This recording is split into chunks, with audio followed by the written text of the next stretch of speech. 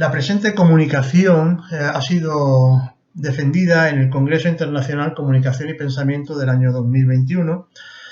dentro del simposio Otras líneas de trabajo, sección B, coordinado por Jair Esquiaqui Buelvas. Lleva por título Geografía e Historia, exposiciones orales y evaluación de contenidos, la evaluación de 360 grados como instrumento de evaluación en el máster de profesorado, y ha sido redactada por Sara Cortés Dumont de la Universidad de Jaén y Daniel David Martínez Romera de la Universidad de Málaga. La motivación inicial para presentar la presente investigación, valga la redundancia, es la constatación del cambio que ha supuesto en la entrada de la educación superior en el marco europeo de educación superior, en el EES. Por un lado, entendemos que supone una oportunidad para la formación docente, sobre todo en las titulaciones como filosofía y letras, que son las que nos ocupan, que no tienen una especial vinculación con este tipo de cuestiones que podríamos llamar científico-didácticas. Y por otro lado, supone una oportunidad también para hacer atractiva la enseñanza de la geografía, en tanto que suele ser una asignatura que, como hemos señalado en otros lugares, está cada vez más orillada dentro de su relevancia curricular y social. En cualquier caso, podemos constatar también otro elemento de interés, que es la tensión que se produce entre la formación académica y la demanda de profesionales. Con esto queremos señalar que progresivamente la existencia de geógrafos y de geógrafas enseñando la disciplina en educación secundaria y bachillerato cada vez es más manifiesta, porque se produce esa ruptura entre lo que entendemos es la geografía que se está enseñando y la geografía que se estudia en las universidades. También nos llevaría a hablar esto de la heterogeneidad interna que tiene la propia disciplina. Pero en cualquier caso, se constata la pertinencia, o a nuestro juicio se constata la pertinencia de plantear estudios de caso que permitan crear comunidad de experiencia y sobre todo acercar de manera práctica a los nuevos profesores, a los profesores en formación hacia los instrumentos que pueden resultarles de utilidad para cuestiones que normalmente no están formados y a las que suelen presentar grandes reticencias. En este sentido, el objetivo y la metodología que abordamos es intentar, sobre todo, incardinar la experiencia didáctica con la formación que ya traen disciplinaria, y hay dos antecedentes que no se pueden ignorar en este sentido. El primero es la escasa o nula experiencia en evaluación. Normalmente, cuando se habla de evaluación en filosofía y letras, y así lo transmite el alumnado, lo que sucede es que se plantea una evaluación finalista, individual, de manera genérica, es decir, no tienen experiencia en evaluación como evaluadores, por supuesto, pero cuando la tienen como evaluados, la tienen de manera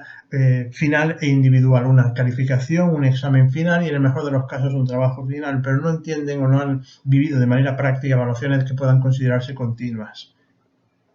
En este sentido, ante la ausencia de este tipo de experiencias, considerábamos que la evaluación de 360 grados era un instrumento especialmente adecuado porque combinaba, por un lado, la necesidad de aplicar una rúbrica, instrumento que tampoco suelen conocer, con una triple perspectiva de evaluación que incluye la autoevaluación, la heteroevaluación, que en este caso se plantea tanto de manera individual como en pequeño grupo, ahora comentaremos eso, y también, por supuesto, la docente. De esta manera, presentamos un estudio de caso desarrollado en el máster de educación secundaria dentro de la especialidad de ciencias sociales en la asignatura de iniciación a la investigación e innovación educativa sobre 34 estudiantes de la misma. Lo que se hizo fue construir una rúbrica de evaluación y aplicarla a las exposiciones orales sobre la tarea que se estaba evaluando, sobre la tarea para la que se había construido la rúbrica. Era la exposición de una unidad didáctica que debería llevarse a la práctica durante el práctico. Los resultados puramente objetivos obtenidos son, por un lado, la participación muy limitada del alumnado, pese a que se fue claro en la exposición y de la misma que era una tarea de carácter obligatorio y que la participación era muy relevante. Esto, por tanto, constata una resistencia a la evaluación, especialmente en el caso de la evaluación de pares. También una banalización de la autoevaluación, en el sentido de que no había grandes heterogeneidades en la misma. Casi todo el mundo, o la mayor parte, se evaluaban de manera muy positiva, próxima al máximo teórico, mientras que la heteroevaluación sí podía tener mayores discrepancias, especialmente cuando la heteroevaluación no se aplicaba a un par, sino a un grupo. En este sentido, la segunda banalización que observamos es que las puntuaciones precisamente son muy elevadas, de manera que si le hiciéramos caso a los resultados, se está constatando que hay un escaso margen teórico de mejora. Pues entenderemos en la discusión que esto está muy lejos de ser así. Como tercera banalización, las evaluaciones realizadas se realizaron también en muchas ocasiones tiempo después, 2 días, 3 días, 5 días, incluso una semana después de haber sido testigos de una exposición, se estaba evaluando al grupo. Esto, a todas luces, es algo que se debería discutir, pero es un hecho que se constata. La cuarta banalización es que la evaluación de grupos fue también muy limitada, pero sobre todo sesgada en el tiempo y mucho más heterogénea que la evaluación entre pares, un elemento que será muy relevante en la discusión. La primera cuestión que se puede discutir intentando obtener una explicación de por qué sucedió lo que sucedió es que la baja participación, a pesar de su obligatoriedad, expresa una resistencia clara a las metodologías didácticas. Se sigue considerando que solo computa la evaluación docente, se diga lo que se diga de manera verbal por parte del docente por muchos recordatorios que se realicen. Se consiguió una evaluación que en ningún caso llegó al 70% y que varió sensiblemente dependiendo de si se trataba de autoevaluación prácticamente complementada en todos los casos y heteroevaluación que fue bastante más baja, especialmente en el caso de las evaluaciones de grupo. Las discrepancias de nota entre heteroevaluaciones individuales y grupales refleja que cuando no se percibe la personificación se es más crítico. La calificación media de los grupos es inferior y más heterogénea que la de los pares individuales, algo que no deja de llamar la atención y que constata la capacidad que tenemos para ser más críticos como individuos cuando no estamos concretando en alguien y no entendemos esa evaluación como un ataque a un compañero. La media de evaluación que debería haber salido de la calificación individual de cada uno de los miembros para un mismo grupo siempre era superior a la calificación que realmente había obtenido el grupo de manera individual por una persona en cuestión. Es decir, si el grupo tenía 5 evaluaciones y se hacía 5 miembros y se hacían 5 evaluaciones individuales a cada uno de ellos, esa media era inferior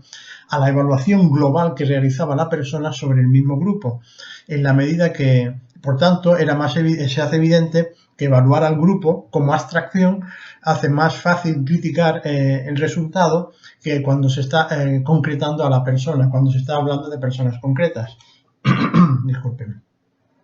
La cronología de las evaluaciones revela que solo al principio y al final de los procesos se han producido de forma próxima al momento de la defensa, postergándose claramente en el tramo central del proceso. Es decir, cuando se está en el tercio central de evaluación de las 3 semanas, en la segunda semana sobre todo,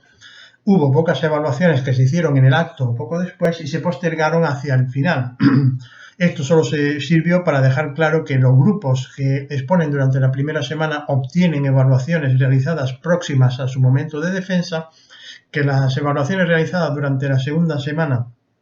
acaban realizándose junto con, en la mayor parte de los casos, junto con las evaluaciones de los grupos que exponen al final a modo de cierre por parte de la gente cuando se descubre que se está acabando el plazo y se insiste en ello. Por tanto, y como corolario, entendemos que todas estas dificultades lo que hacen es subrayar la pertinencia de seguir trabajando en cuestiones de este tipo. El alumnado que procede de la Facultad de Filosofía y Letras es muy reticente a los procesos de evaluación, pero se va a tener que enfrentar a ellas como parte de su trabajo como profesores. De manera que intentar acercárselos y luchar para que entiendan y hacerles ver de manera práctica, implicándolos en el instrumento, como se ha intentado hacer aquí, la potencia que puede tener la evaluación como instrumento formativo y no como instrumento discriminador,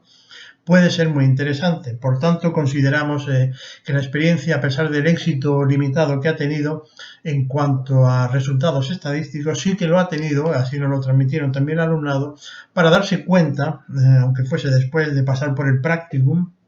y cotejaran con la experiencia teórica recibida, que esto tiene mucho sentido, que es necesario y que hasta que uno no se encuentra en un contexto práctico no se percibe realmente que muchas de las críticas que se tenían de manera teórica, recibidas muchas veces en los centros, en la Facultad de Filosofía y Letras, donde este tipo de prácticas no se realizan, pero se suelen censurar, llevan a situaciones de disyuntiva que no son lo más adecuado sobre todo para los docentes de los centros educativos. En la medida de nuestras capacidades intentaremos construir, como ya hemos señalado al principio, comunidad educativa para que se vayan generando experiencias e investigaciones en el contexto que permitan la mejor formación posible para las nuevas generaciones docentes. Esto es todo por nuestra parte y muchas gracias por su atención.